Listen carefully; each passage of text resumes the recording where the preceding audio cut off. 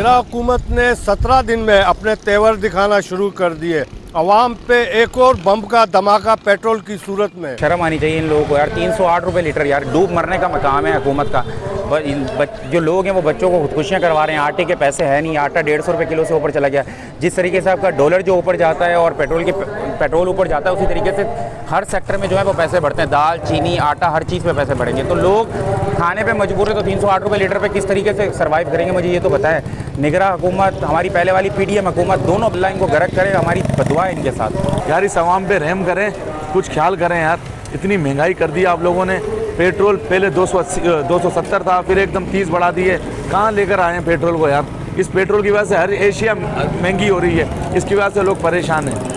मेहनत मजदूरी वाले आदमी हैं, इतनी मुश्किल से कमाते हैं। 300, 400, 500 रुपये दिहाड़ी हम लोग कमाते हैं, वो पेट्रोल में चले जाती है। घर वालों को हम क्या खिलाएं? तुम आप ये बताओ, क्या खिलाएं घर वालों को? कहीं जाना पड़ता है, कहीं सवारी करनी पड़ती है तो 5-5 हज़ार रुपये कोई मांगता है तो हम कहाँ से देंगे उसको? 30,000 रुपये, समझे ना। इतनी परेशानी लगी, हम बेरोज़गार हैं। मजदूरी लगती है, नहीं लगती है, समझे ना। कभी जाते हैं, कभी नहीं जाते हैं, कभी मजदूरी है, कभी नहीं है। क्या करें, बहुत परेशान हो रहे हैं। एक तो आवाम बिजली के बिलों की वजह से परेशान, दूसरी जानिब ये पेट्रोल का एक बहुत बड़ा जो धमाका आवाम पे किया।